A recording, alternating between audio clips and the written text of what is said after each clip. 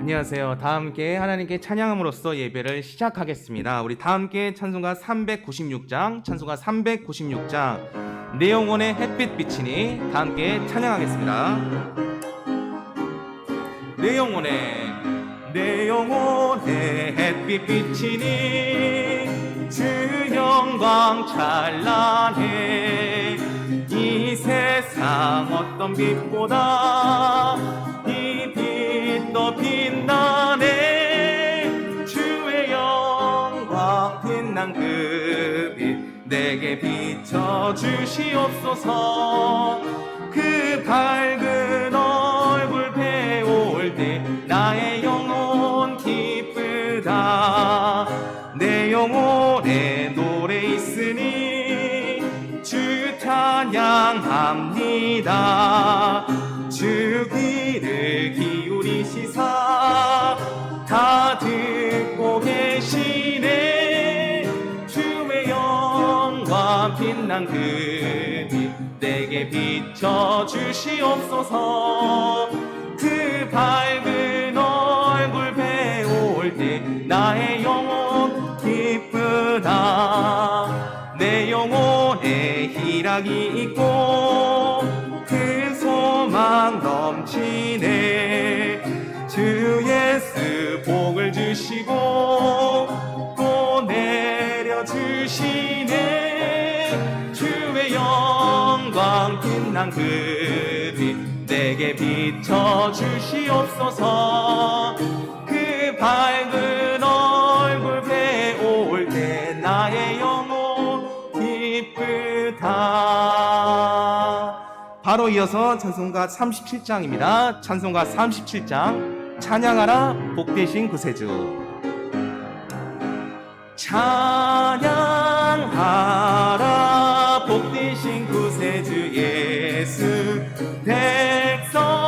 백성들아 사랑을 전하세. 경배하라 하늘의 천군과 천사. 주님 앞에 영광을 돌리세. 찬양하지 우리를 지키시고 종일 품에 늘 안아주시니. 찬양하라 높으신 권세를 찬양. 찬양 찬양 영원히 부르세. 찬양하라 복되신 구세주 예수. 우리 대신 죽임을 당했네. 구주 예수 영원한 구원의 소망. 경배하며 겸손히 절하세. 찬양하라 우리 죄 지신 예수. 그의 사랑 한없이 크셔라. 찬양하라 높으신 권세를 찬양. 찬양 찬양 영원히 부르세. 찬양하라 복되신 구세주 예수. 천사들아 즐겁게 찬양해. 구주 예수 영원히 다스리시니. 그 망간을 주 앞에 드리세. 구주 예수 세상을 이기시고 영광 중에 또다시 오시네. 찬양하라 높으신 권세를 찬양. 찬양 찬양 영원히 부르세. 아멘.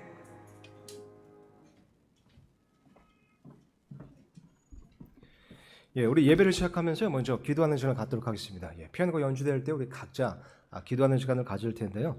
지난 한 주를 돌아보는 시간을 가졌으면 좋겠고, 또한 이 시간을 통해서 우리 오늘 예배를 위해 하나님께 은혜를 구하는 시간을 가졌으면 좋겠습니다. 기도 후에는 제가 대표로 기도하고 그리고 이어가도록 하겠습니다. 피아노가 연주될 때 함께 기도하도록 하겠습니다.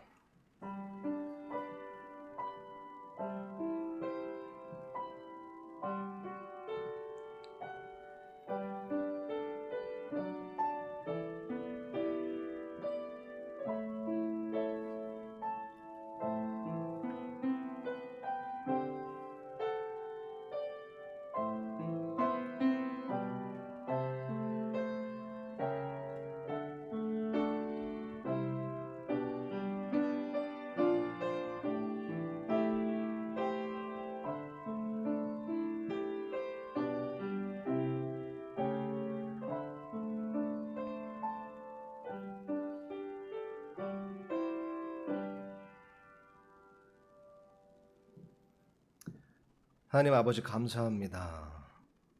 정말 하나님께서 세상을 이처럼 사랑하시고 또 그 세상 안에 있는 저를 지극히 사랑하셔서 독생자 예수님을 보내시고 그리고 예수님께서 십자가에 달려 돌아가시고 피를 흘리심으로써 우리의 모든 죄를 다 사해 주시고 또 3일 만에 부활하심으로써 우리를 위한 정말 영원한 구원을 이루어 주심에 감사드립니다. 아버지, 때때로 우리가 이 구원이 얼마나 놀라운 것인지 또 우리가 영원한 삶을 천국에서 살게 된다는 것을 때때로 망각할 때가 있고 망각까지는 아니더라도 가볍게 여길 때가 있습니다. 그러나 이 시간 예수님의 그 희생과 그 사랑이 얼마나 놀라운 것이었나를 상기해 볼 때 참 감사하지 않을 수가 없습니다. 감사합니다. 아버지, 또한 우리가 지난 우리의 삶을 돌아볼 때 참 누가 고백한 것처럼 예수님께서 단 한 번도 우리에게 부당하게 대우하신 적이 없음을 고백합니다. 정말 삶을 돌아보면 모든 것이 다 하나님의 은혜였음을 고백하지 않을 수가 없습니다. 감사드립니다.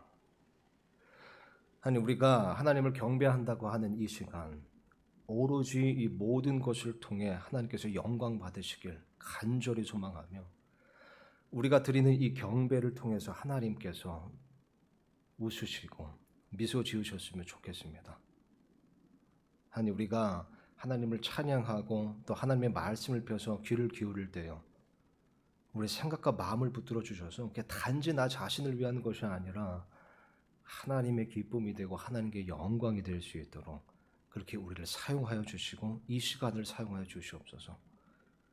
아버지, 많은 생각들과 또 걱정과 근심으로 인해서 우리의 주의가 흐트러질 수 있고 집중력이 흐트러질 수 있는데 아버지, 그 또한 아버지께서 주관하여 주셔서 정말 오늘 이 시간 우리가 다시 한번 우리 자신을 살아있는 영적 희생물로 하나님께 드릴 수 있도록 도와주시옵소서. 아버지, 세상에 여러 가지 그런 이슈와 또 벌어지는 상황과 그런 일들로 인해서 참 세상이 요동하고 있고 흔들리고 있고 또 그로 인해서 많은 사람들의 마음 또한 흔들리고 있는 것을 보게 됩니다. 그러나 아버지는 마치 산 같아서 정말 늘 굳건히 그 자리에 신실하게 계시고 여전히 모든 것을 강한 오른손 안에서 주관하시는 분이심을 믿사오니 아버지, 이 시간 우리가 우리의 눈을 하나님께, 산 같으신 하나님께 고정할 수 있도록 도와주시옵소서. 또 오늘 말씀이 선포될 때인데 아버지께서 우리에게 집중력을 주시고 이해력을 주시고 무엇보다 하나님의 영이 정말 우리 안에 가득 채워져서 성령 충만한 가운데 그 말씀이 하나님의 영광을 위한 열매를 맺는 그런 귀한 시간, 귀한 역사가 일어날 수 있도록 도와주시옵소서. 감사드리며 우리를 구원하신 또한 우리를 그토록 사랑하신 주 예수 그리스도의 이름으로 기도드렸습니다. 아멘. 이어서 찬송가 75장, 찬송가 75상 주 예수보다 더 귀한 것은 없네, 다 함께 찬양하겠습니다. 주님 앞에 찬양하겠습니다. 주 예수보다 더 귀한 것은 없네. 주 예수보다 더 귀한 것은 없네. 이 세상 부귀와 바꿀 순 없네. 영축을 나 대신 돌아가신 그 놀라운 사랑 잊지 못해. 세상 즐거움 다 버리고 세상 자랑 다 버렸네. 주 예수보다 더 귀한 것은 없네. 주 예수 밖에는 없네. 주 예수보다 더, 주 예수보다 더 귀한 것은 없네. 이 세상 명예와 바꿀 순 없네. 이전에 즐기던 세상 일도 주 사랑하는 말 뺏지 못해. 세상 즐거움 다 버리고 세상 자랑 다 버렸네. 주 예수보다 더 귀한 것은 없네.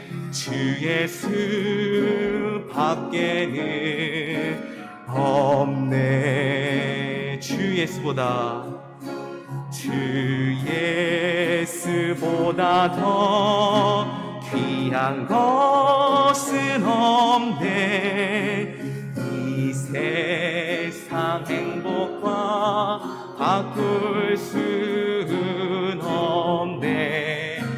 유혹과 핍박이 몰려와도 주 섬기는 내 맘 변치 못해. 세상 즐거움 다 버리고 세상 자랑 다 버렸네. 주 예수보다 더 귀한 것은 없네.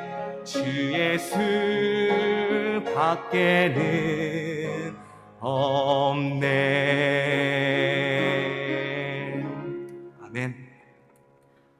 마지막으로 부를 찬송은 하나님은 너를 지키시는 자입니다. 우리가 어느 곳에 있든지 어떤 상황이든지 하나님께서는 우리를 지켜주신다는 그 믿음과 고백이 우리 모두에게 있기를 간절히 원합니다.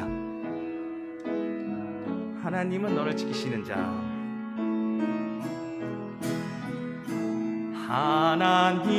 하나님은 너를 지키시는 자. 너의 우편에 그늘 되시니 낮의 해와 밤의 달도 너를 해치 못하리. 하나님은 너를 지키시는 자. 너의 환난을 면케 하시니 그가 너를 지키시리라. 너의 출입을 지키시리라. 눈을 들어 산을 보아라. 너의 도움 어디서 오나. 천지 지으신 너를 만드신 하나님께로다.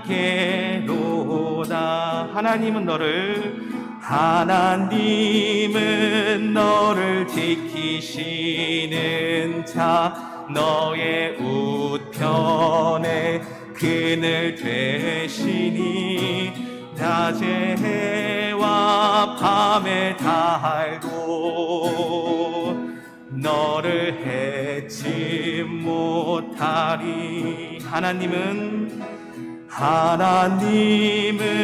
너를 지키시는 자.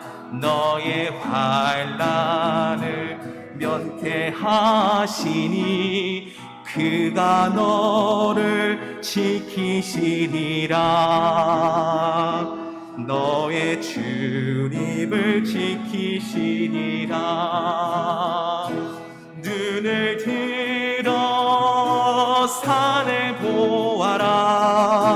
너의 도움 어디서 오나. 천지 지으신 너를 만드신 하나님께로다. 다시 한번 눈을 들어 산을 보아라. 너의 도움 어디서 오나. 천지 지으신 너를 만드신 하나님께로다. 천지 지으신 너를 만드신 하나님께로다. 아멘.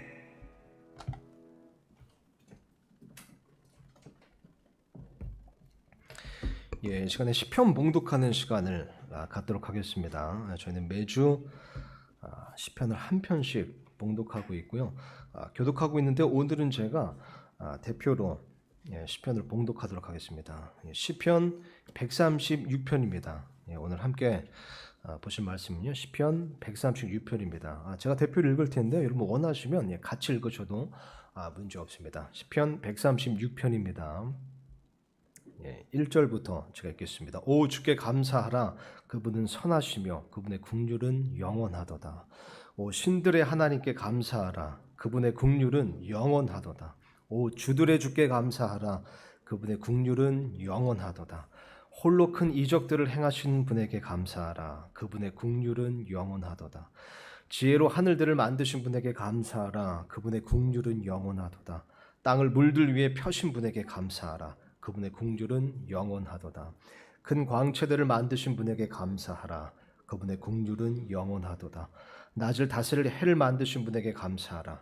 그분의 긍휼은 영원하도다. 밤을 다스릴 달과 별들을 만드신 분에게 감사하라. 그분의 긍휼은 영원하도다. 이집트에서 그들의 처음 난 것을 치신 분에게 감사하라. 그분의 긍휼은 영원하도다. 이스라엘을 그들 가운데서 데리고 나오신 분에게 감사하라. 그분의 긍휼은 영원하도다. 강한 손과 뻗은 팔로 데리고 나오신 분에게 감사하라. 그분의 긍휼은 영원하도다. 홍해를 두 쪽으로 가르신 분에게 감사하라. 그분의 긍휼은 영원하도다. 이스라엘을 그 가운데로 지나가게 하신 분에게 감사하라. 그분의 긍휼은 영원하도다. 파라오와 그의 군대를 홍해 속에서 뒤엎으신 분에게 감사하라. 그분의 긍휼은 영원하도다. 자신의 백성을 인도하여 광야를 지나가게 하신 분에게 감사하라. 그분의 긍휼은 영원하도다. 위대한 왕들을 치신 분에게 감사하라. 그분의 긍휼은 영원하도다. 유명한 왕들을 죽이신 분에게 감사하라. 그분의 긍휼은 영원하도다. 아모리 족속의 왕 시온을 죽이신 분에게 감사하라. 그분의 긍휼은 영원하도다. 바산 왕 옥을 죽이신 분에게 감사하라. 그분의 긍휼은 영원하도다. 그들의 땅을 유산으로 주신 분에게 감사하라. 그분의 긍휼은 영원하도다. 곧 그것을 자신의 종 이스라엘에게 유산으로 주신 분에게 감사하라. 그분의 긍휼은 영원하도다. 우리가 비천한 처지에 있을 때에 우리를 기억하신 분에게 감사하라. 그분의 긍휼은 영원하도다. 우리를 우리 원수들에게서 구속하신 분에게 감사하라. 그분의 긍휼은 영원하도다. 모든 육체에게 음식을 주시는 분에게 감사하라. 그분의 긍휼은 영원하도다. 오 하늘의 하나님께 감사하라. 그분의 긍휼은 영원하도다. 아멘. 예, 그분의 긍휼, 하나님의 긍휼, 우리를 불쌍히 여기시는 그분의 긍휼이 영원한 겁니다. 여러분 이 시간에요. 요한계시록 2장 말씀을 보도록 하겠습니다. 예, 바로 하나님의 말씀을 나눈 시간을 가질 텐데요. 예, 오늘도 요한계시록 2장 말씀을 보도록 하겠습니다. 예, 요한계시록 2장 10절 말씀, 10절 말씀을 제가 읽고요. 그리고 설교를 위해 제가 잠깐 기도하겠습니다.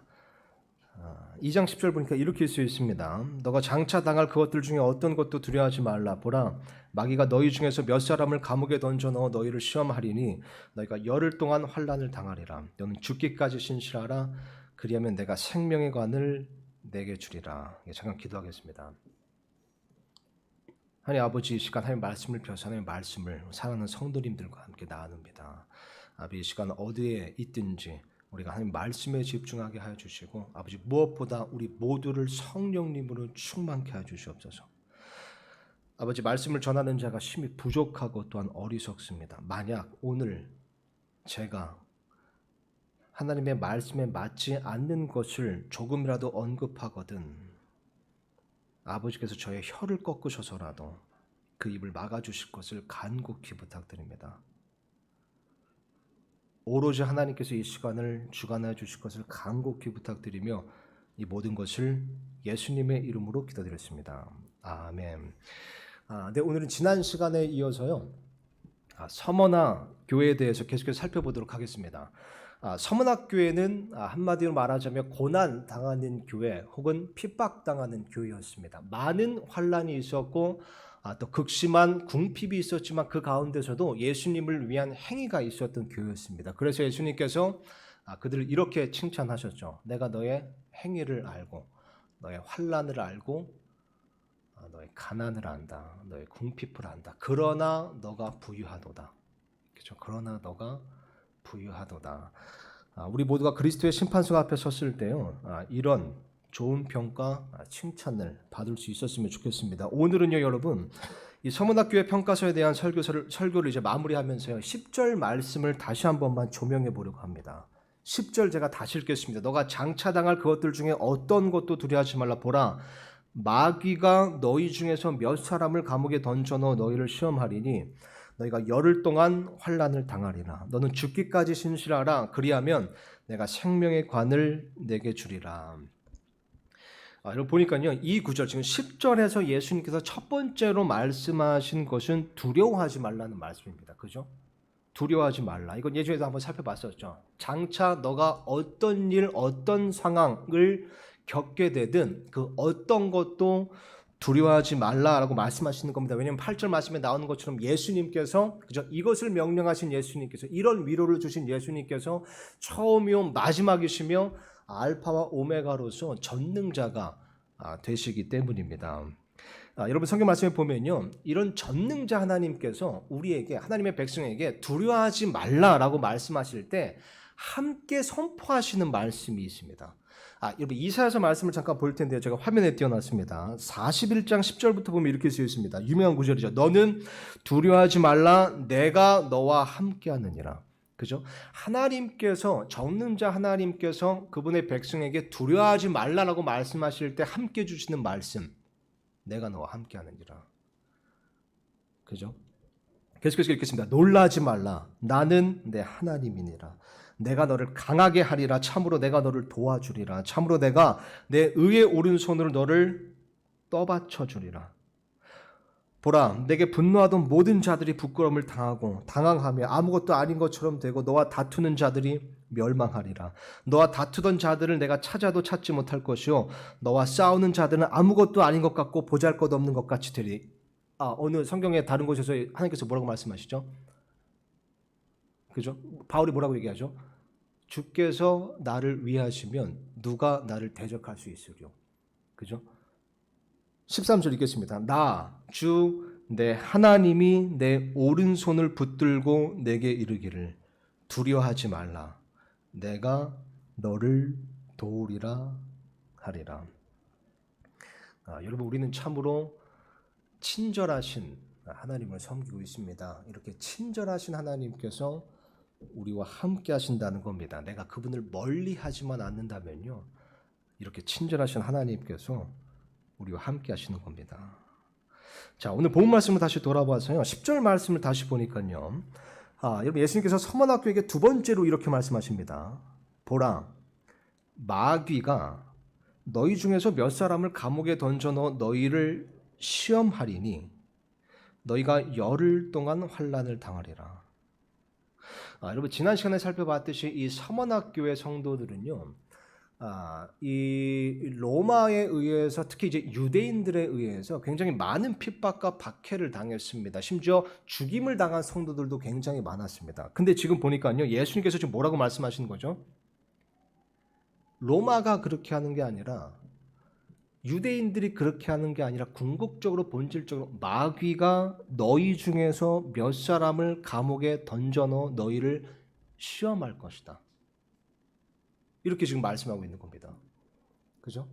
그러니까요, 이 서머나교회 성도들이 이 피상적으로 봤을 때는 지금 사람들이 나를 공격하는 것이고, 사람들이 나를 방해하는 것이고, 사람들이 나를 힘들게 하는 것이고, 나를 못 살게 구는 것이고, 내가 피상적으로 봤을 때 그런 물리적인 문제들, 물리적인 상황들, 물리적인 그런 사건들이 나를 힘들게 하는 것인데, 예수님께서는 지금 말씀하시기를 그 배후에는 마귀가 있다. 그죠? 그 본질적인 뒤편에는 마귀가 너희를 지금 시험하고 있는 것이다. 이렇게 말씀하시는 겁니다. 단지 로마 사람들이 아니라, 단지 유대인들이 아니라 마귀가 뒤에서 너희를 시험하고 있는 거다. 여러분, 물론 이 신사도 운동을 하는 그런 이단처럼 모든 것이 다 마귀 탓이다, 이렇게 말하는 것은 치명적인 문제가 있습니다. 그죠? 사실 많은 것들이 마귀 탓도 아니고 남 탓도 아니고 내 탓이거든요. 내가 어리석고 내가 잘못하고 내가 문제여서 생기는 일들인데, 뭐 내 삶 가운데 안 좋은 일이, 조금이라도 안 좋은 일이 일어나거나 내 기분이 조금이라도 상하면 다 마귀 탓으로 돌려버리는 겁니다. 그런 사람들이 있잖아요.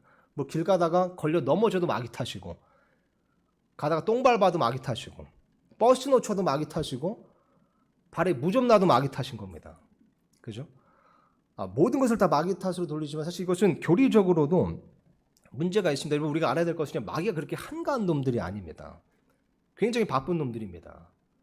마귀가 단지 우리 기분을 상하게 하려고 그렇게 발악하지 않는다는 겁니다. 단지 여러분의 기분이 상했다고 해서, 혹은 여러분의 감정이 상했다고 해서 그게 다 마귀의 시험은 아닌 겁니다. 우리가 이것을 잘 분별해야 됩니다. 모든 것을 다 마귀 탓으로 돌리는 것은 분명히 교리적으로도 문제가 있습니다. 근데 반면에 또 다른 문제는 뭐냐면요, 마치 마귀가 전혀 없는 것처럼 사는 것 또한 문제입니다. 여러분, 오늘날 너무나 많은 그리스도인들이요, 마치 마귀가 전혀 존재하지 않는 것처럼 살면서 마치 자신이 영적 전쟁을 지금 치르고 있다는 그 사실을 완전히 망각한 것처럼 살 때가 있습니다.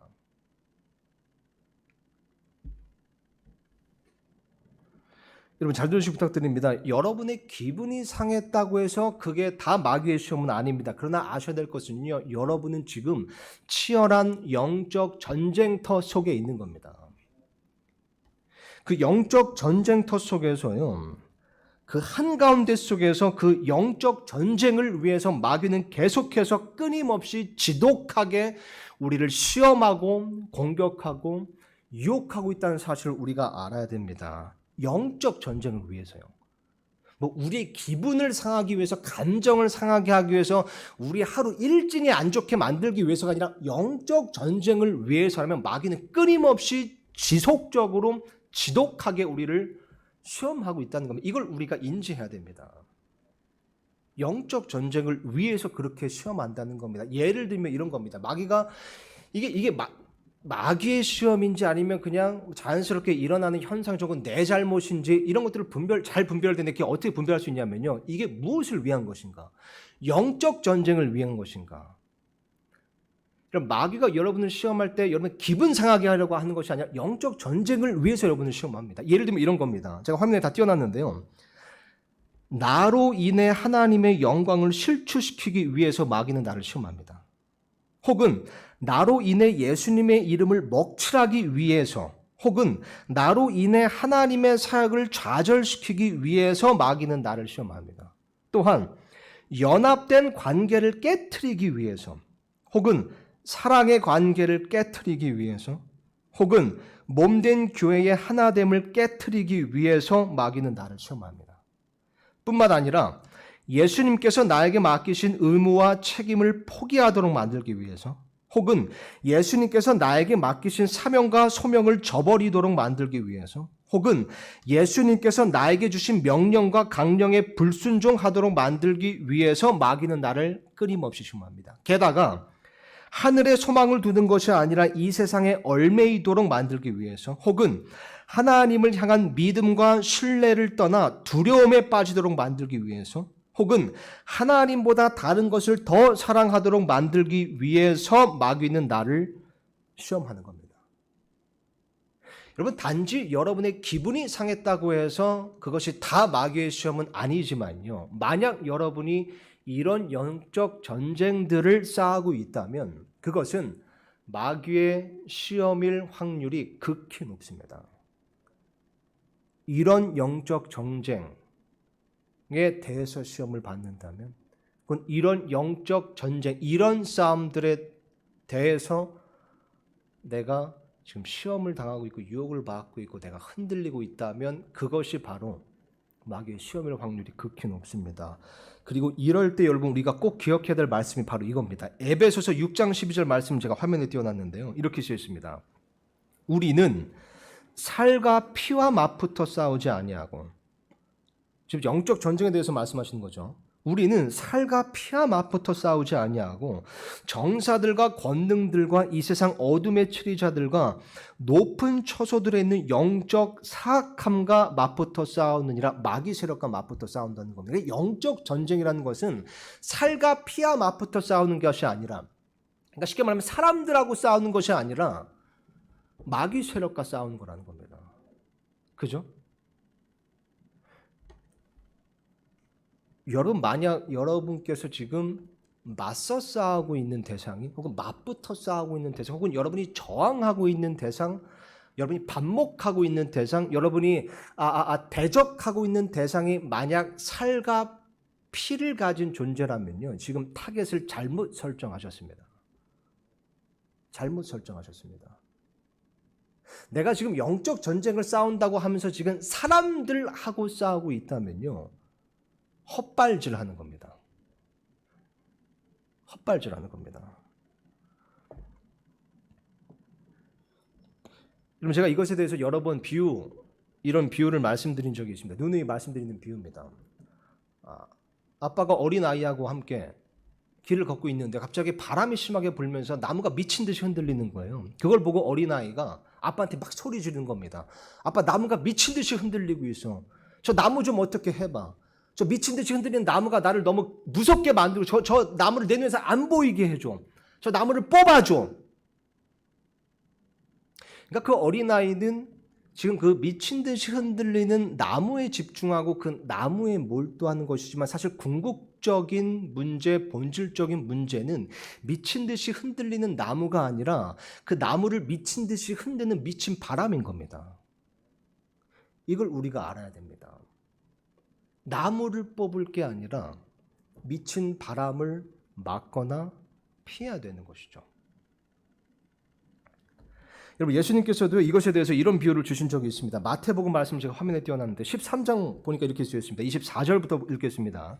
그분께서 그들에게 다른 비유를 들어 이르시되 하늘의 왕국은 마치 좋은 씨를 자기 밭에 뿌린 사람과 같으니라. 그러나 사람들이 잠든 사이에 그의 원수가 와서, 이 마귀를 빗대어 말씀하시는 거죠. 그의 원수가 와서 곡식 가운데 가라지를 뿌리고 자기 길로 가매 잎이 나고 열매를 맺을 때에 가라지도 보이거늘 이에 그 집주인의 종들이 와서 그에게 이르되 주여 주께서 주의 밭에 좋은 씨를 뿌리지 아니하였나이까 그런데 가라지는 어디서 생겼나이까 하며 그가 그들에게 이르되 원수가 이렇게 하였구나 하니 종들이 그에게 이르되 그러면 우리가 가서 그것들을 뽑아 모으기를 원하시나이까 하거늘 그가 이르되 아니라 너희가 가라지를 모으다가 그것들과 함께 곡식까지 뽑을까 염려하노라. 여러분 지금 이 영적 전쟁터에서 이 좋은 열매를 맺는 것을 방해하는 이 가라지에 대해서 지금 예수님께서 뭐라고 말씀하시는 거죠? 원수가 이렇게 하였구나. 그러니까 단순히 가라지 탓을 하시는 것이 아니라 그 가라지를 뿌린 원수 탓을 하시는 겁니다. 원수가 이렇게 하였구나. 여러분 만약 가정에서 이 배우자가 갑자기 막 이상한 행동을 이해할 수 없는 행동을 하잖아요. 그래서 막 나를 열받게 하잖아요. 그러면 굳이 그 살과 피와 맞붙어 싸우지 마시고요. 심호흡 한번 크게 하시고 이렇게 생각하시면 됩니다. 원수가 이렇게 했구나. 원수가 이렇게 했구나. 그렇다고 배우자한테 사탄아 물러가라 이렇게 말씀하시면 안 됩니다. 뭐 그 배우자가 마귀 들렸다 이 말이 아닌 거 아시죠? 제가 이렇게 때때로 좀 스트레스 받고 이럴 때 집에서 이렇게 예민하게 또 굴 때가 있거든요. 막 가끔 예민하게 제가 봐도 좀 제스 좀 짜증날 정도로 이렇게 예민하게 굴 때가 있는데 예전에는 제 아내가 그러면 같이 예민해졌었는데 어느 순간부터 제가 막 이렇게 예민해지는 모습을 보면 아내가 되게 저를 그냥 이렇게 되게 초연하게 되게 측은하게 이렇게 좀 바라보는 것 같더라고요. 마치 저를 보면서 원수가 저렇게 만들었구나. 불쌍한 건 원수가 이렇게 했구나. 그러시면 됩니다, 여러분. 막 이해할 수 없는 막 일들이 일어나고 막 갑자기 왜 저러지 하면 원수가 이렇게 했구나. 원수가. 만약 주위 사람들이 여러분을 막 짜증나게 하고 괴롭히고 힘들게 하잖아요. 근데 그게 단지 여러분의 기분이 상하는 것이 아니라 이런 아까 살펴본 영적 전쟁과 관련된 것이라면요. 심호흡 한번 크게 하시고요. 굳이 그런 살덩어리들과 핏덩어리들과 맞붙어 싸우는 것이 아니라 그냥 그렇게 생각하시면 됩니다. 원수가 이렇게 했구나.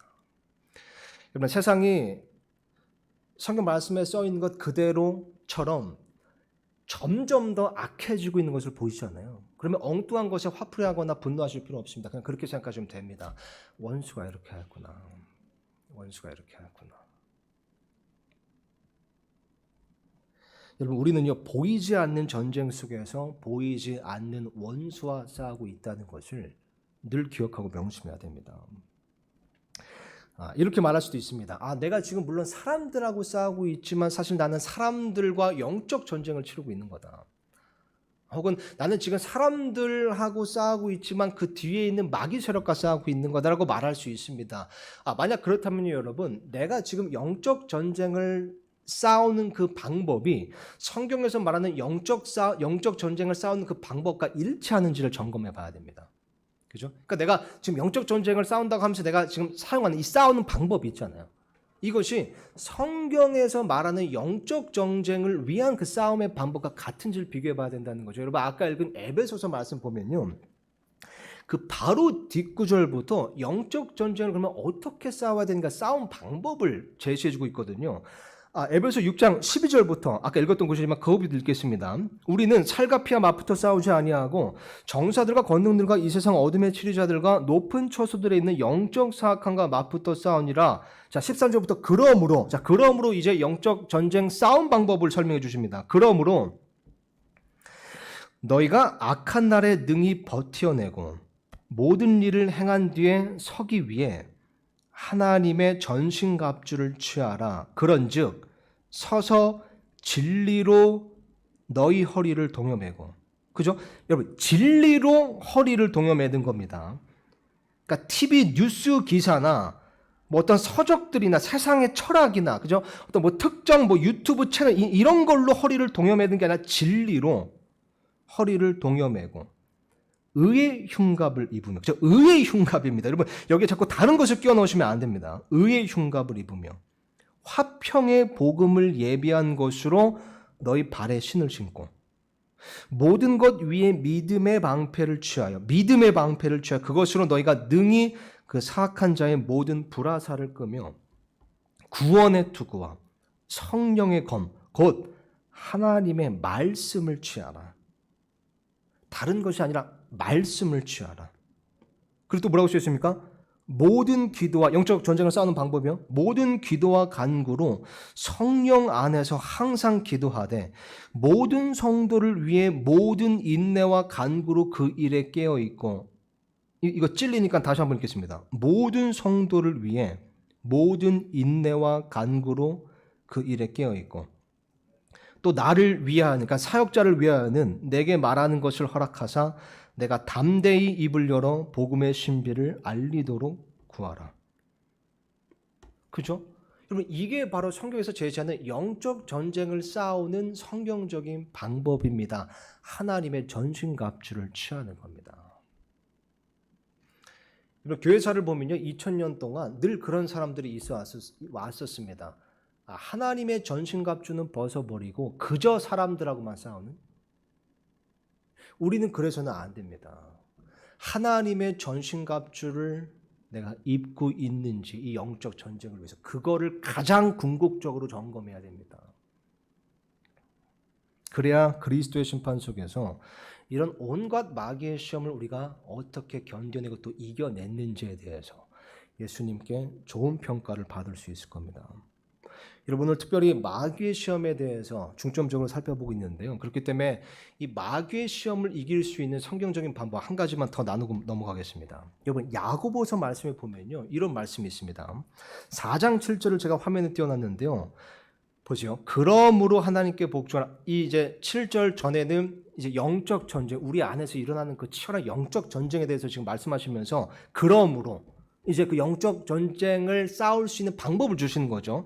그러므로 하나님께 복종하라. 마귀를 대적하라. 그리하면 그가 너희에게서 도망하리라.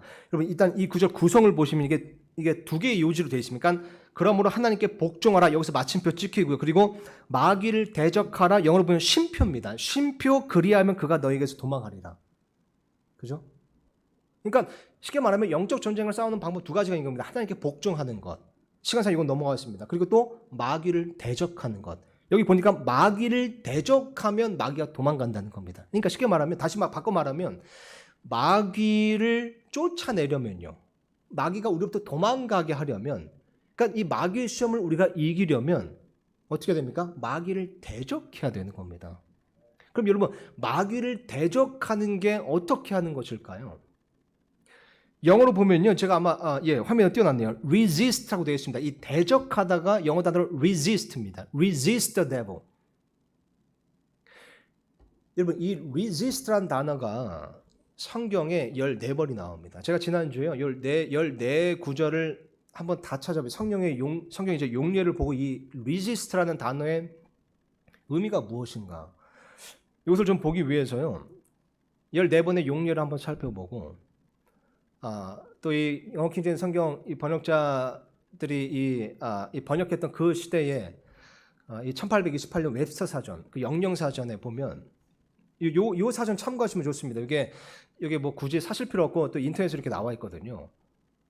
거기에도 검색해 보니까요. 공통적으로 제가 이 resist라는 단어의 의미를 새삼 이렇게 깨닫고 눈물이 났습니다. 지난주에.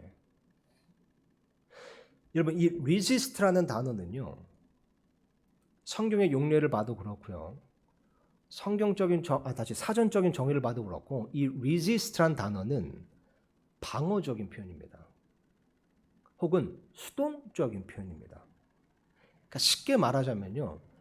마귀를 대적하다, 마귀를 resist하는 것은 내가 먼저 막 마귀한테 달려가서 마귀를 공격하는 것이 아니라 마귀가 나를 공격하고 나를 유혹하고 시험하면 잘 들으시 부탁드립니다. 버티고 서 있는 겁니다. 그게 resist입니다. 사전적 정의를 보면 withstand, stand against 이렇게 되어 있습니다. 버티어내는 것. 버티고 서 있는 것. 그래서 아까 여러분 아까 에베소서 말씀 뭐라고 써있죠? 우리는 살과 피와 맞붙어 14절 보니까 그러므로 너희가 악한 날에 능히 버티어내고 모든 일을 행한 뒤에 서기 위해. 여러분 resist, 마귀를 대적하는 것의 1차적인 의미는요, 버티고 서 있는 겁니다.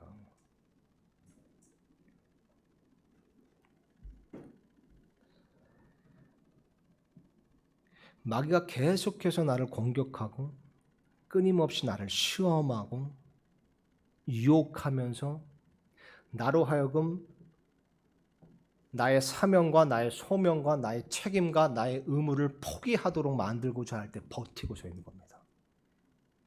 포기하지 않고 내려놓지 않고 저버리지 않고 버티고 서 있는 겁니다.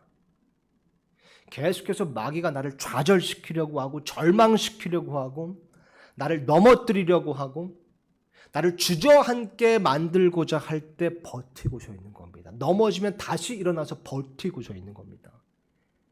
계속 넘어뜨리고 치고 또 쳐도 버티고 서 있는 겁니다. resist. 그게 마귀를 대적하는 겁니다. 계속해서 마귀가 나의 생각과 마음을 공격할 때 부정적인 생각으로 나를 시험하고 걱정과 근심의 영으로 나를 시험하고 두려움의 영으로 나를 시험할 때 버티고 서 있는 겁니다. 때때로 그것에 의해서 내 생각이 흔들리고 믿음이 흔들려도 그럼에도 불구하고 다시 자세를 바로잡고 버티고 서 있는 겁니다. 계속해서 그런 부정적인 생각을 내 생각과 마음속에 넣어도 거기에 흔들리지 않고 버티고 서 있는 겁니다. 잠깐 부정적인 생각으로 인해서 기우뚱하더라도 다시 일어나서 버티고 서 있는 겁니다. 이게 resist the devil, 마귀를 대적하는 겁니다. 여러분 사도행전 말씀에 보면 이런 말이 나옵니다. 너희가 항상 성령님을 거역하였도다. 여기에 쓰인 단어가 또한 resist입니다. 너희가 성령님을 거역하였도다. 너희가 성령님을 resist 하였도다. 그러니까 이런 겁니다. 성령님께서 어떤 사람을 변화시키고자 그에게 찔림을 주시고 그에게 말씀하시고 명령하시고 또 그에게 성령님의 선한 영향력을 끼침에도 불구하고 꿈쩍도 안 하고 버티고 서 있는 것. 이게 resist입니다. 그럴 때 있잖아요. 우리가 성령님을 대적하고 resist 할 때가 있는 겁니다. 성령님께서 내가 말씀을 묵상할 때 혹은 설교 말씀을 통해서 계속해서 나에게 찔림을 주시고 무엇을 바꾸라고 말씀하시고 무언가를 버리라고 말씀하심에도 불구하고 꿈쩍도 안 하고 버티고 있는 것. 나를 계속해서 변화시키고자 하시는데 영적으로 성장시키고자 하시는데 꿈쩍도 안 하고 버티고 있는 것.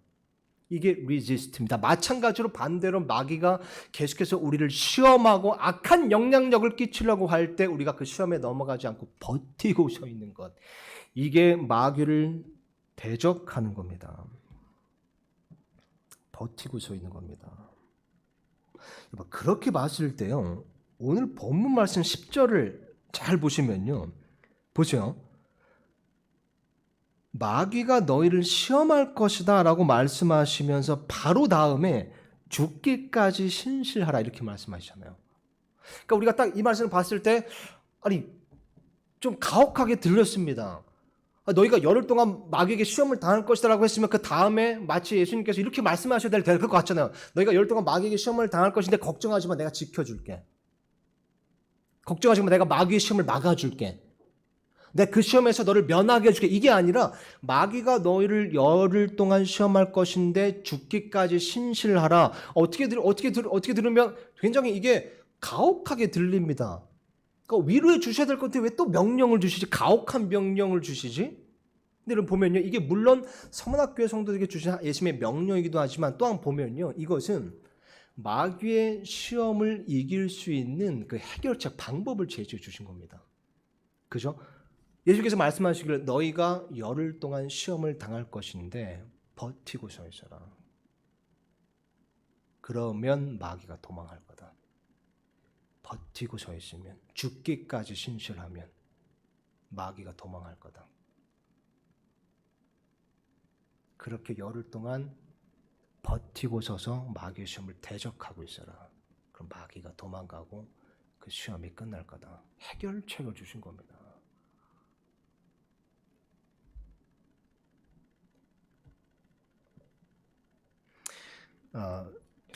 예화로 제 얘기를 잠깐 하자면요. 사실 뭐 부끄러운 얘기긴 합니다.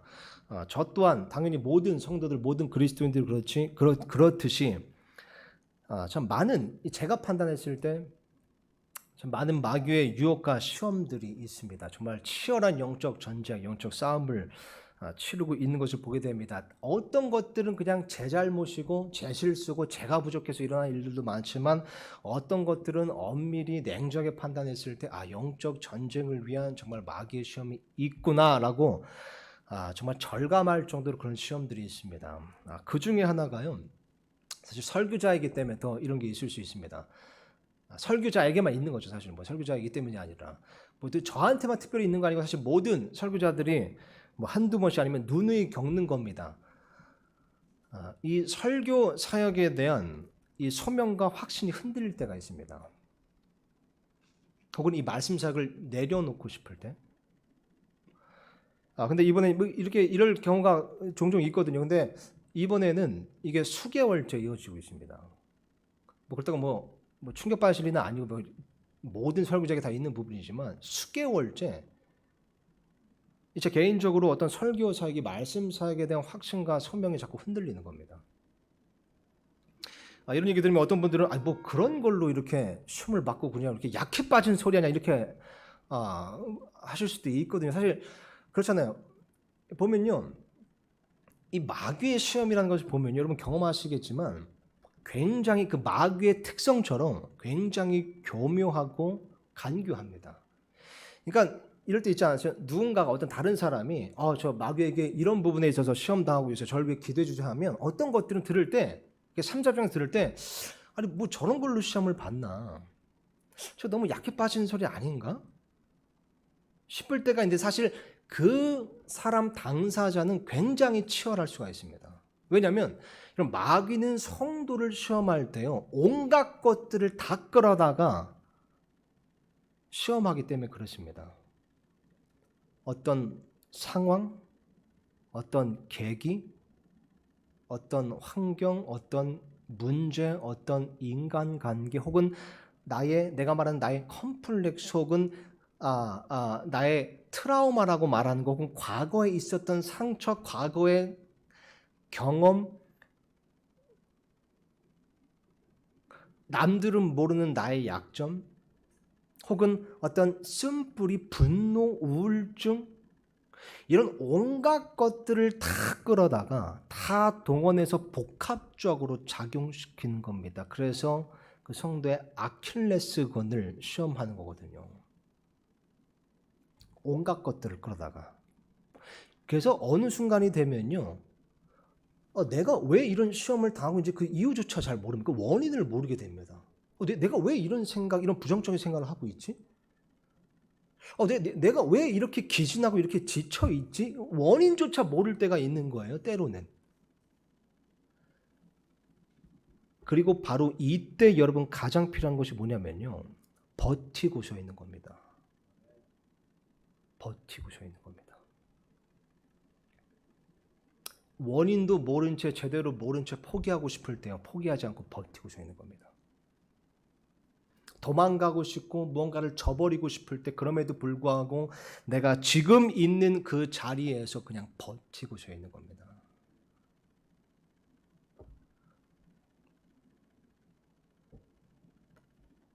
그렇잖아요, 여러분. 사실 이 마귀의 시험을 당할 때 뭔가 특효약이 있었으면 좋겠습니다. 그렇지 않습니까? 그냥 사탄아 물러가라 이러면 이게 다 시험이 그냥 한순간에 끝나버렸으면 좋겠는 겁니다. 그냥 하나님의 전신갑주를 입으면 이 시험이 다 그냥 한순간에 끝나버렸으면 좋겠는데 그렇지가 않거든요. 이 마귀의 시험, 영적 전쟁이라는 것이 그렇지가 않습니다. 이 하나님의 전신갑주라는 것이 아까 에베소 말씀에 뭐라고 써있죠? 이게 한순간에 마귀의 시험을 다 끝내기 위해서 하나님의 전신갑주를 입으라는 게 아니라 버텨내고 서기 위해, 하나님의 전신갑주는 버티고 서 있기 위해 입으라는 겁니다. 여러분, 영적 전쟁 한순간에 이렇게 마귀야 사탄아 물러가라 해서 끝나지 않습니다.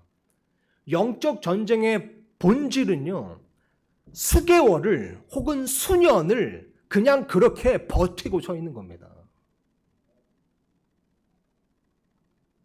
버티고 서 있는 겁니다.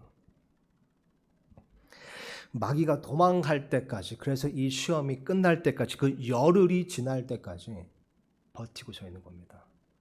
이게 죽기까지 신실하는 것의 또 다른 의미인 겁니다. 버티고 서 있는 것. 가끔 저한테 뭐 다른 사역자 어떤 목회자 분들이나 혹은 성도님들이 저한테 이렇게 물으실 때가 있습니다. 이일의 형제님 요즘 어떻게 지내세요? 저한테 이런 질문을 하신 분들은요, 제가 어떤 대답을 하는지 이미 아실 겁니다. 저 진짜 그렇게 얘기합니다. 버티고 있습니다. 버티고 있습니다. 어떤 사람이 들으면 진짜 낙해 빠진 소리 하고 있네. 저렇게 수동적으로 말할 줄이야. 아닙니다, 여러분. 마귀와 지금 싸우고 있고 마귀를 대적하고 있는 겁니다. 버티고 서는 것. 버티고 서는 것.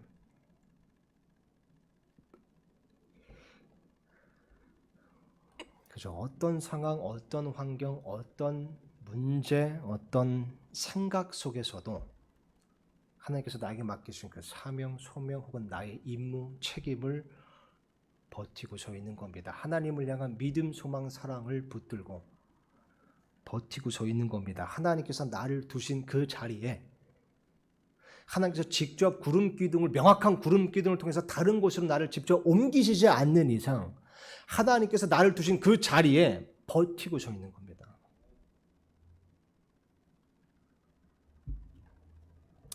저도 지금 수개월째 그걸 하고 있는 겁니다. 여러 면에 여러 시험에 있어서요. 뭐 말씀의 검을 뽑아들고 한순간에 사탄아 물러가라 이게 아니라 버티고 서 있는 겁니다. 말씀을 붙들고 하나님의 전신갑주를 붙들고 버티고 서 있는 겁니다. 여러분, 만약 어떤 상황들로 인해 시험을 당하고 있습니까? 여러분, 부디 버티고 서 계시기 바랍니다. 어떤 사람들로 인해서 시험을 당하고 있습니까? 버티고 서 계시기 바랍니다. 어떤 문제들로 인해서 시험을 당하고 있습니까? 여러분, 하나님의 전신갑주를 입고 버티고 서 계시기 바랍니다. 그럼 분명히 언젠가 마귀가 도망갈 겁니다. 물론 여러분, 그런 시험이요, 하루 안에 끝나지 않을 수도 있습니다. 성문학교의 성도들도 열을 갖잖아요. 열을.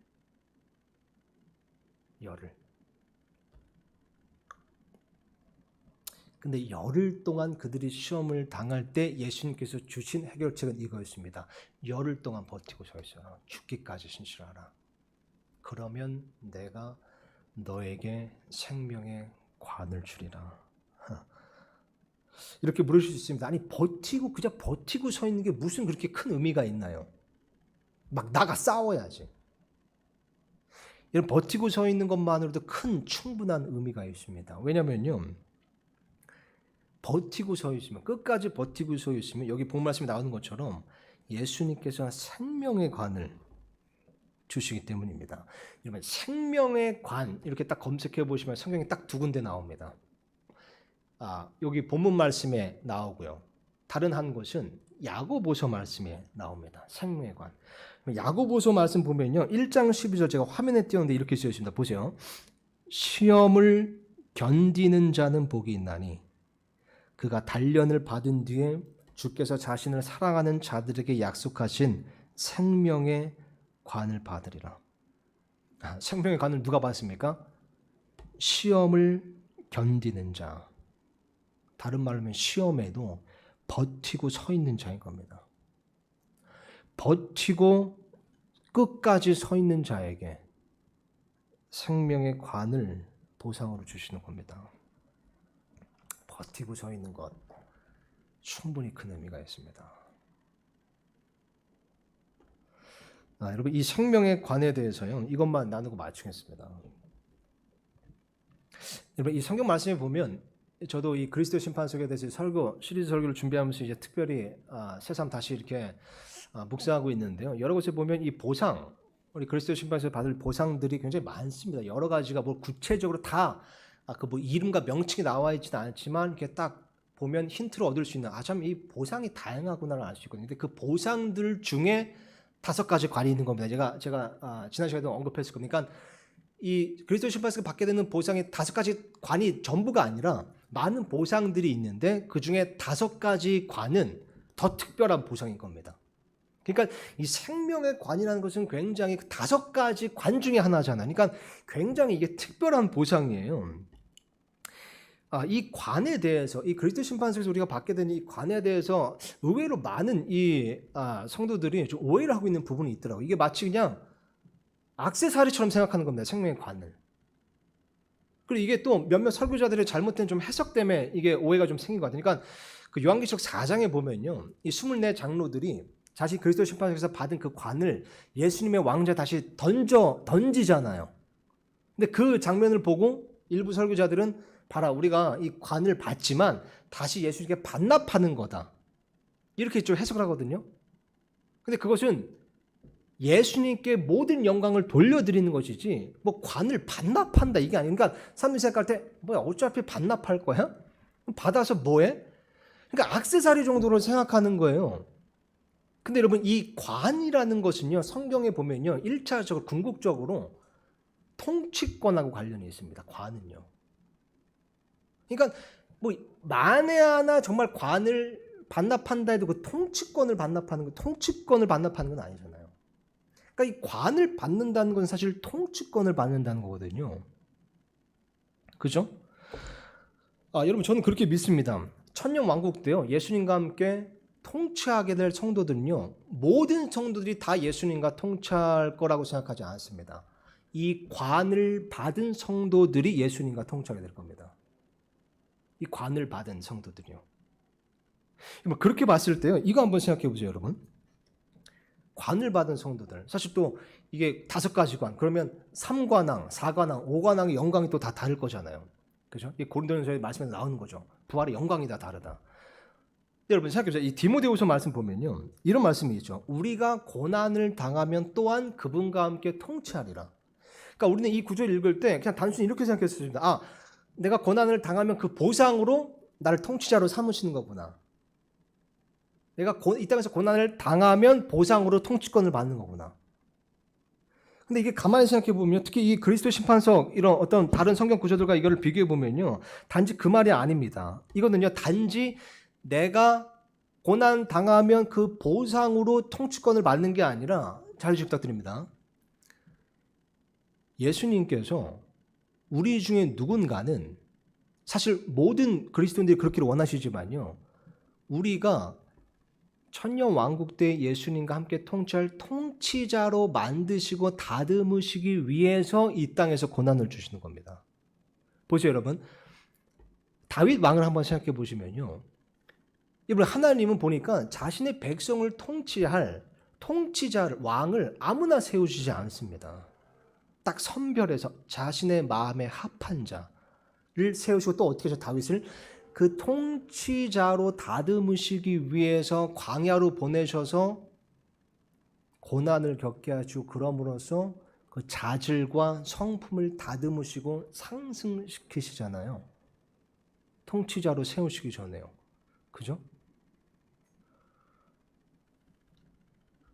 그러니까 여러분, 만약 여러분이 지금 현재 고난을 당하고 계시다면요, 예수님의 이름을 위해서, 그 고난은 어쩌면 하나님께서 여러분을 통치자로 삼으시기 위해서, 여러분을 다듬으시기 위해 그 고난을 허락하신 겁니다.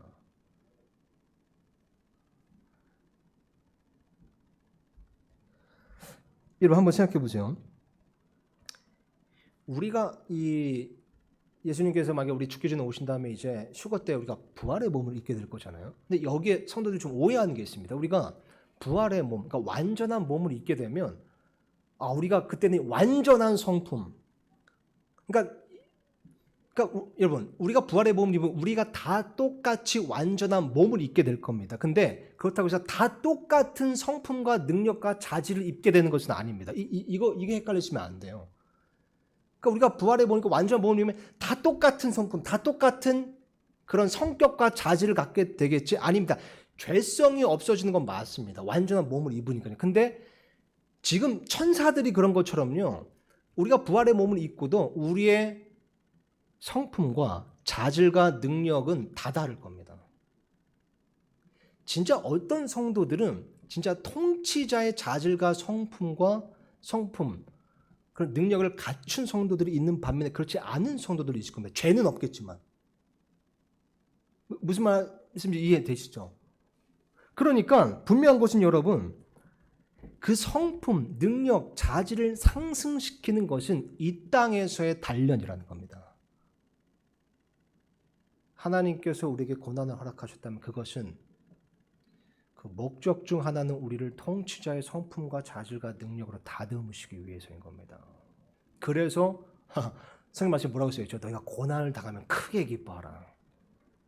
하늘에서 너희 보장이 크고 그 영광은 지금 이 고난과 비교할 수 없도다. 지금 너가 그 통치권을 받기 위한, 그 통치자 되기 위한 그 성품과 자질, 그 능력을 지금 하나님께서 다듬고 계시는 거다. 크게 기뻐하라. 그래서 아까 여러분 야고보서 말씀 보면 이렇게 쓰여 있는 겁니다. 1장 12절 다시 보면요.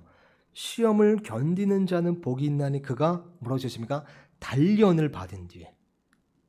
그러니까 이 시험의 목적, 그러니까 하나님께서 마귀의 시험을 허락하시고 우리로 하여금 견디고 버티고 서 있어라라고 말씀하신 이유는 우리의 단련 때문인 겁니다. 우리의 성품, 자질, 능력의 단련 때문인 겁니다. 궁극적으로 뭘 위해서입니까? 우리가 예수님과 함께 통치하기 위해서. 우리가 고난당하면 예수님과 함께 통치하리라.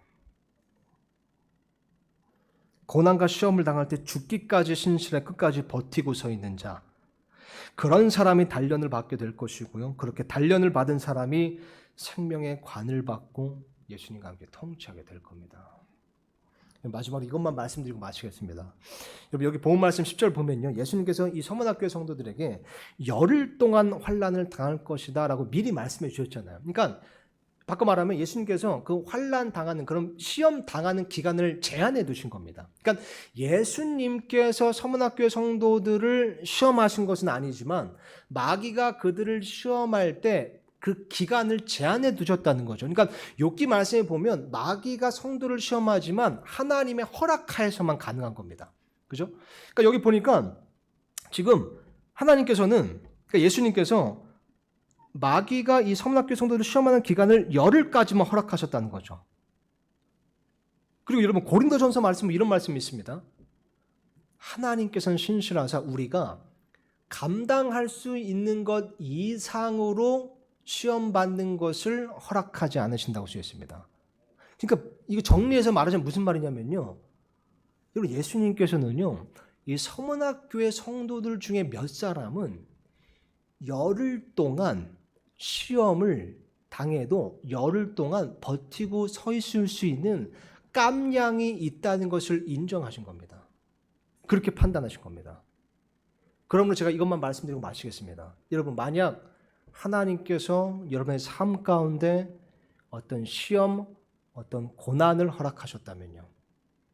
그리고 그 기간을 지금 계속해서 늘리고 계신다면요. 예수님께서 여러분이 그것을 감당할 수 있는 깜냥이 있는 자로 인정하신 겁니다. 얘는 이거 버틸 수 있다. 얘는 이거 버텨서 더 그 자질과 성품이 더 다듬어질 수 있다. 통치자의 자질까지 다듬어질 수 있다. 얘는 이거 버틸 수 있다.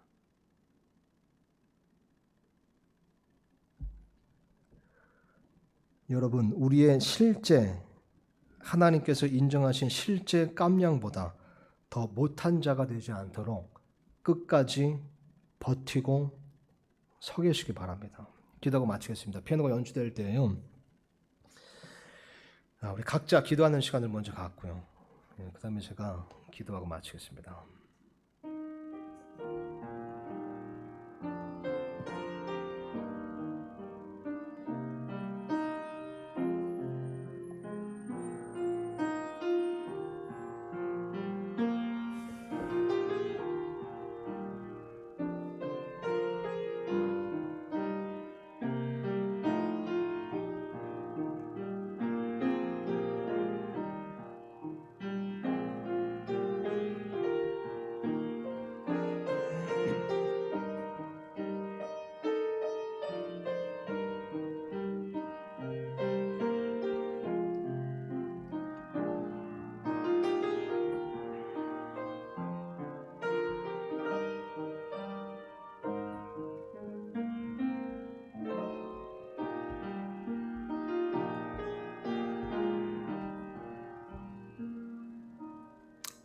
하나님 아버지 감사합니다.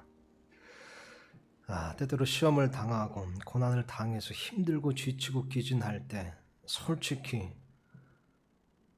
정말 하나님을 원망한 적도 있고 또 내 삶을 원망한 적도 있습니다. 그런데 오늘 말씀을 통해 또한 세상 깨닫는 것은 그리고 이것도 나를 위한 것이고 궁극적으로 하나님의 영광을 위한 것이며 또 하나님께서 나를 다듬으시고자 나의 그런 자질과 성품을 상승시키고자 나에게 베풀어 주신 은혜구나라는 것을 깨달았습니다. 아버지, 우리가 삶을 살아가면서 정말 치열한 영적 전쟁터 속에서 많은 시험을 당하고 또 고난을 겪을 텐데 그럴 때마다 이 진리를 깨닫게 하시고 정말 하나님을 전적으로 의지하고 신뢰하는 가운데 또 하나님을 향한 믿음과 소망과 사랑을 가지고 끝까지 버티고 서 있게 해주시옵소서.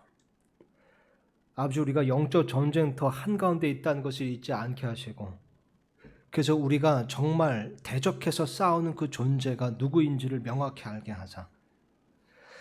단지 아버지 피상적인 존재들과 싸우는 것이 아니라 정말 궁극적으로 하나님의 전신갑주를 입고 정말 영적 사악함과 싸우고 있다는 사실을 우리가 기억하며 경각심을 갖게 해주시옵소서. 또한 이런 영적 싸움을 치를 때 우리 육신의 힘이나 나의 의지로 싸우는 것이 아니라 하나님의 전신갑주를 입고 성령님을 의지하는 가운데 하나님의 말씀으로 싸울 수 있는 성숙한 우리 모두가 되게 해주시옵소서. 아버지, 이 시간 간곡히 부탁드릴 것은 정말 서울침례교회 지체들 또 성도들 많은 마귀의 시험과 어떤 공격과 영적 싸움을 치르고 있음을 예상하게 됩니다. 아버지, 부디 믿음의 지경을 넓혀주시고 인내를 허락하여 주셔서 정말 하나님의 전신갑주로 끝까지 예수님께서 다시 오실 때까지 하나님께서 있으라고 하신 그 자리에 버티고 서 있는 성도들이 될 수 있도록 아버지 도와주시고 선하게 인도하여 주시옵소서.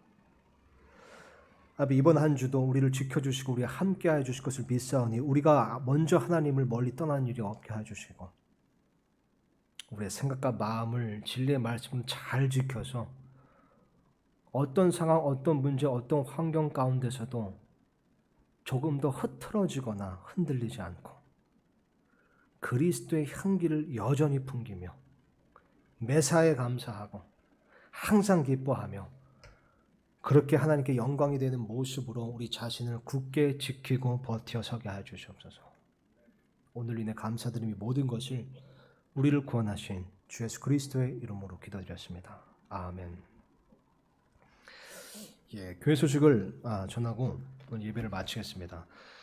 제가 어제 카톡으로 이제 공지한 바와 같죠. 내일부터 월요일부터 해서 토요일까지 특별 새벽 기도회를 하려고 합니다. 온라인으로 할 예정이고요. 우리 저희 교회 유튜브 채널 이렇게 들어가시면 지금 이렇게 그 생중계 스트리밍 하는 것처럼 제가 이렇게 매일 아침 6시 반에 한 30분 동안 그렇게 유튜브 이제 라이브 스트리밍으로 새벽 기도회 혹은 소위 말해 이제 큐티를 이렇게 진행하도록 하겠습니다. 그래서 여러분 시간이 되시고 원하시면 교회 유튜브 채널 그 시간에 들어오시면요 그렇게 이제 들어오실 수 있고요.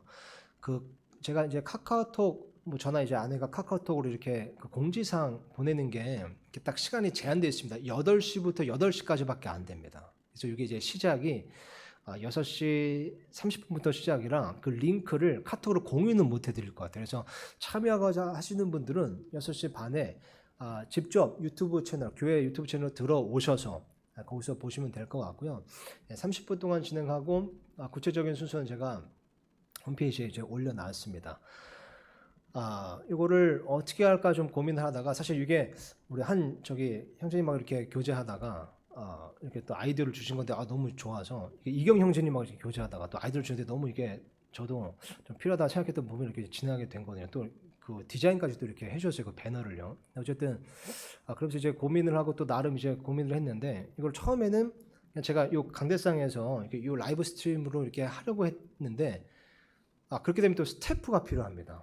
방송심에 제가 이걸 원격으로 지금 혼자 할 수 있는 그게 없어서 이것을 제가 저희 노트북이나 뭐 핸드폰 이렇게 노트북으로 이렇게 진행을 제 1인 진행을 하는 거죠. 이렇게 이제 할 생각이고 좀 이렇게 편한 분위기 마치 이렇게 아침에 여러분 다 아시는 것처럼 이렇게 큐티 하는 이렇게 편안한 분위기에서 커피 한 잔 딱 이렇게 들고 성경 말씀 읽고 찬양하고 기도하고 약간 그런 분위기처럼 좀 가려고 합니다. 어떤 새벽 예배 딱딱한 그런 형식적인 게 아니라 뭐 그런 게 나쁘다고 말하는 건 아니지만요.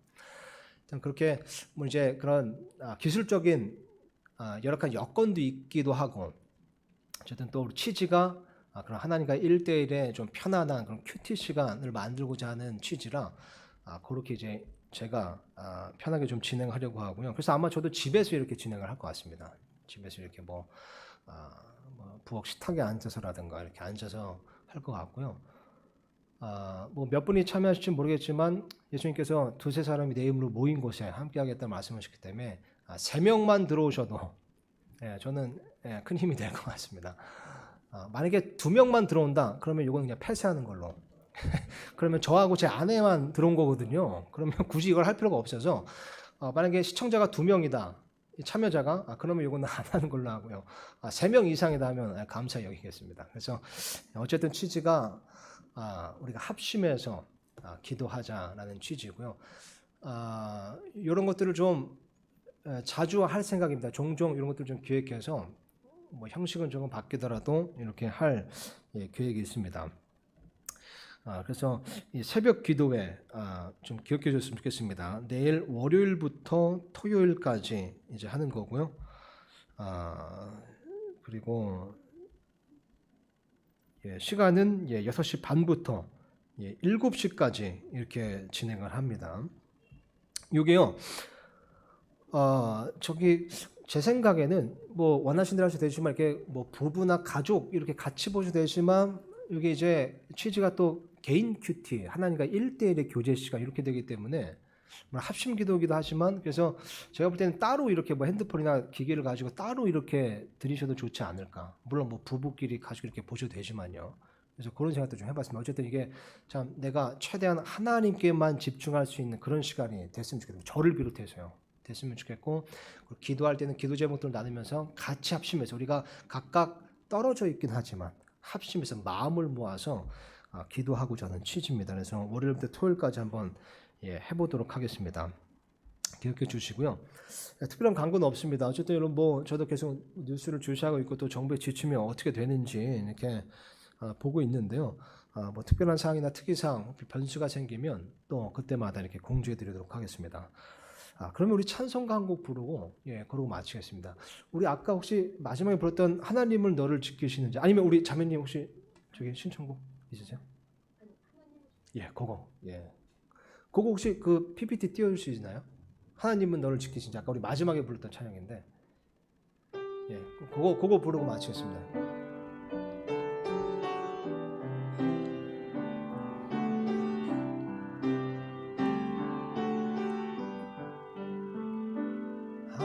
하나님은 너를 지키시는 자 너의 우편에 그늘 되시니 낮의 해와 밤의 달도 너를 해치 못하리. 하나님은 너를 지키시는 자 너의 환난을 면케하시니 그가 너를 지키시리라. 너의 출입을 지키시리라. 눈을 들어 산을 보아라. 너의 도움 어디서나 전지 지으신 너를 만드신 하나님께로다. 수고 많으셨습니다. 감사합니다.